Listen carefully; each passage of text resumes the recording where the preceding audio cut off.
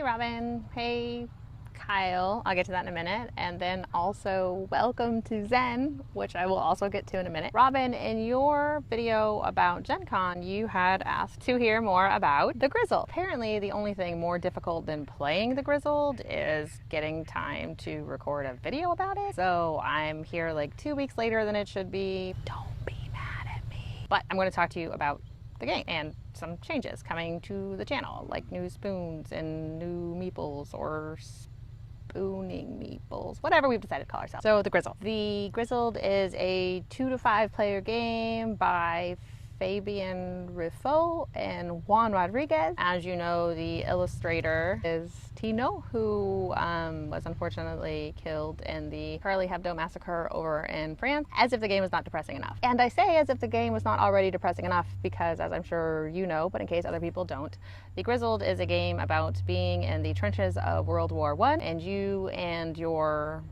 comrades are playing soldiers who are there, and you are trying to successfully withdraw from missions, I guess, so beat missions, and it kind of push your luck cooperative mixture. In the Grizzled, everybody is a different soldier who is down in the trenches, and actually all of these soldiers, if I'm not mistaken, are ancestors of the designers of the games or people who were involved in it somehow. So I think that's pretty cool. I love games about history anyway, but that's just kind of a neat tie-in. There's actually a whole little blurb at the beginning of the game that says, hey, we know this is a depressing subject and delicate, but we think we handled it in a good way, so hopefully you guys agree and enjoy the game. There are going to be 2 deck of cards in the middle. There is going to be one that hopefully gets you to peace. That is how you win the game. If this is revealed and all of the cards in players' hands are gone, or there's this card, which means you've lost. It's the monument card, and thanks for your valiant effort, but we have erected this in your memory because, you know, whoops. But again, hopefully we get peace and not this, but I've only ever had this. I've never gotten to this. At the beginning of each round, so we'll call them battles, at the beginning of each battle in the game, the leader gets to decide how difficult a mission is going to be, and that is going to determine how many cards each player is going to get from the trial deck. And so if I say the difficulty is 2, everybody's going to get 2 cards, making us, however many players that is, times 2, closer to emptying the peace deck. However, the catch to that, of course, is that however many cards are left in your hand at the end of the battle, whether you successfully withdrew or it failed, morale's going to drop because you're in war, and war is a sad, depressing thing. However many cards are left in hand at the end of the support phase, they are going to go from this deck to on top of this deck. So if I said let's do 2 for everybody and we're playing a 4-player game, 8 are going to come off this deck to begin with. But if we fail the mission and there's like 5 cards in people's hands, 5 cards are going to come off of here and get added to the top of that. If we fail the mission, whatever cards are in no man's land are also going to get shuffled back into this deck.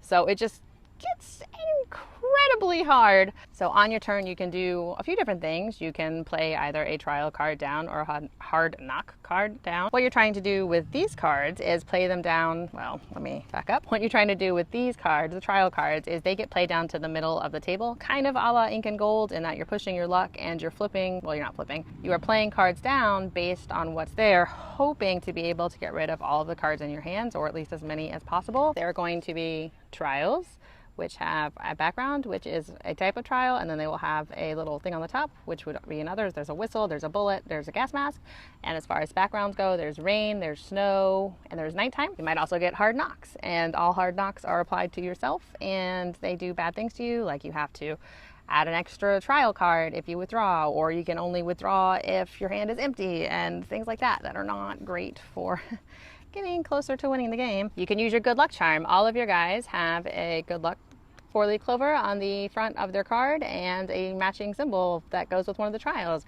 So instead of playing a card down to either, again, the middle or yourself, you can do a good luck charm. And what that would do is I say, I'm going to play my good luck charm, and then I get to remove the matching trial from the center row. And then I would flip this over, and then I can't use that again until hopefully I get enough support. Another thing you can do is give a speech. On your turn, if you are the leader, after you're done being the leader, you get a speech bubble. So then assuming you've been the leader and you have a speech bubble available to you, you can then give a speech. And the speech rule is funny because in the English version, the translation says that if you give the speech and you've roused the spirits of your troops and everybody is so happy, and you name a trial and they can get rid of one of those from their hand. I give a speech and I say, hey, I want to get rid of bullets, and everybody else who has a bullet in their hand gets to get rid of one of those bullets. And that bullet might be on a trial card, or it might be on a hard knocks card. As long as that bullet symbol is present,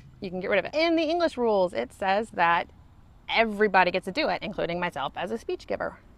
However, that was a slight mistranslation.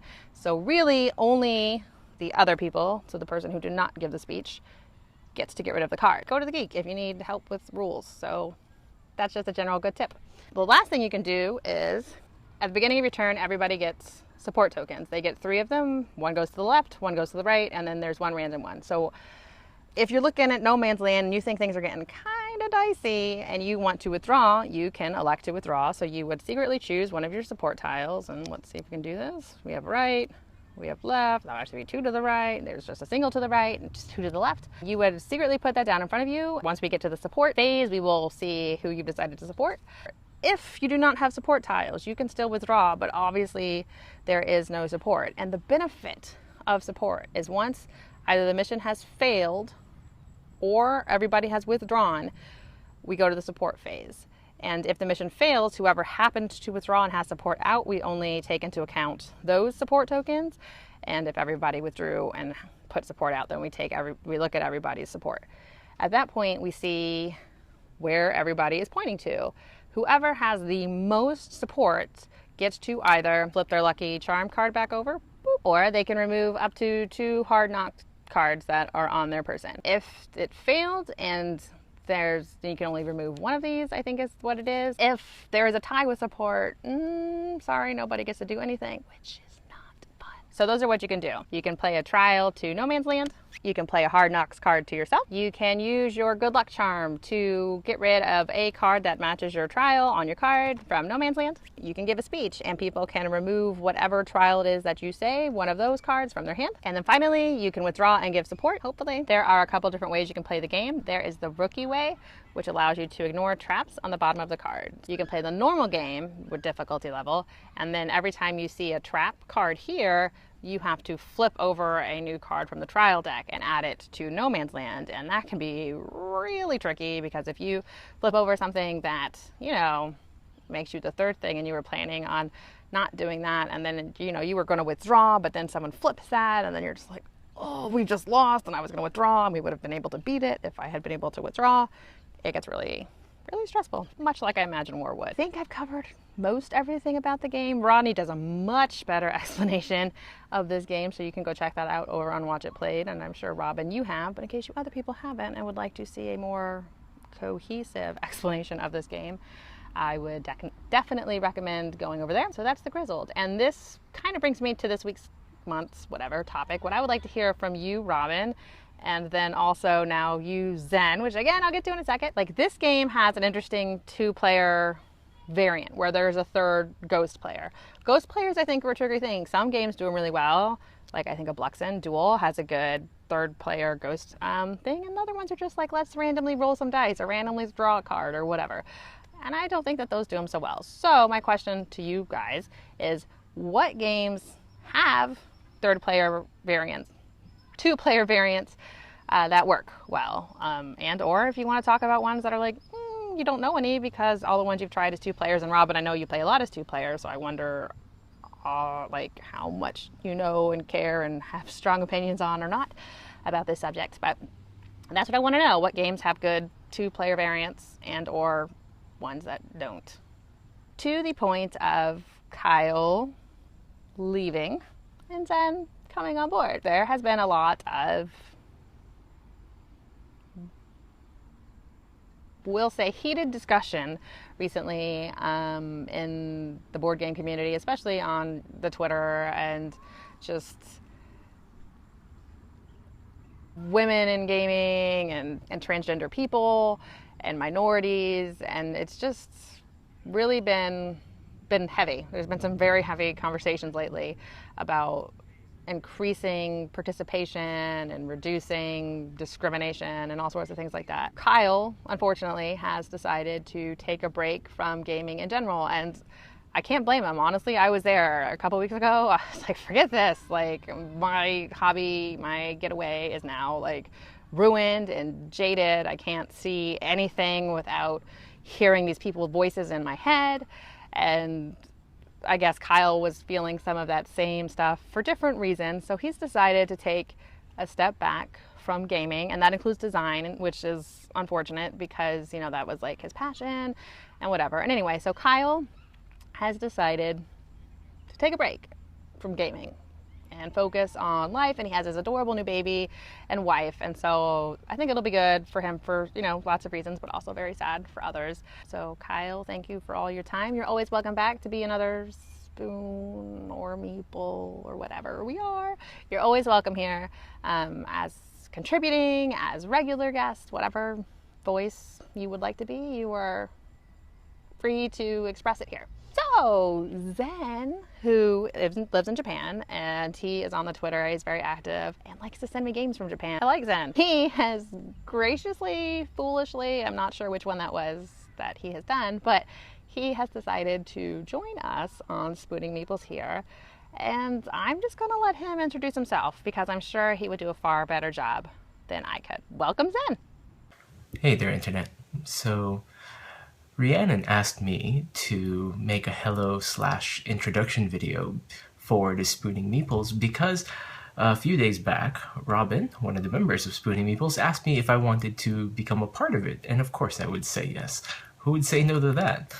Anyway, so here I am, sitting in my game room, and trying to think of really what to say as far as an introduction. I guess if you don't know who I am, my name is Zen, and I do make other videos about games. I do introductions and rules for Japanese games that, you know, I buy around here in Japan.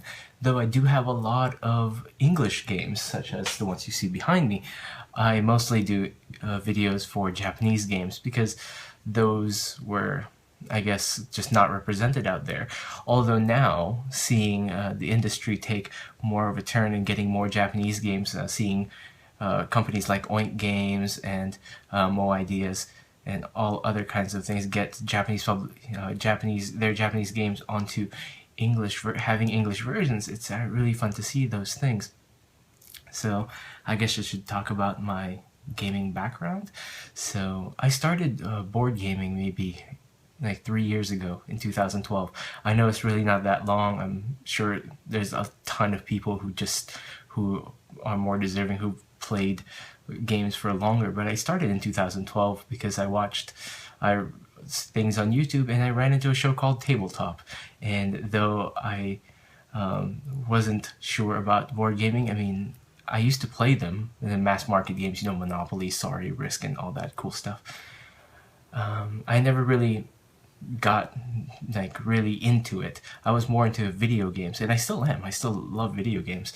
Mostly on a daily basis, you'll find me online playing Splatoon. But board gaming was so very interesting when I first saw it on Tabletop because it was so different. Modern games. I think they were playing, what did they play? I saw them play Ticket to Ride and Alhambra, and coincidentally, those are the first two games I bought. I still have them. Well, not Ticket to Ride. I have Alhambra. It's just over there. Anyway, so since that time, I just really got into the hobby. I started purchasing more and more and playing and trying to find a game group. And, you know, just teaching my wife how to play and all that cool stuff. And I still do that. And I feel like I've bought quite a number. Going by my record on Board Game Geek, at least, I've logged at least maybe 480 games owned and more because I own a bunch of Japanese games that I can't log that that haven't been added just yet. But I haven't really been really deep into the hobby aside from purchasing a lot of it. And though all the games that you would see in my game room, I can teach you every single one of them, it's it really doesn't make up for the amount of history that I don't have in this hobby. So I guess that's what it's good to grow and learn from now. It's really good to be a part of it. A lot of people on Twitter also talk about playing RPGs and all that stuff, and I can honestly tell you I've never played any. None. I know what it's about. I know what Dungeons and Dragons is, but that's it. That's as far as I go. I've never made any character sheets or any of that, unless you count the Dungeon Quest books, which I love. Those are fantastic. If you haven't seen those yet, go search Dungeon Quest. It's kind of like a choose your own adventure book where you can make a character and all that cool stuff.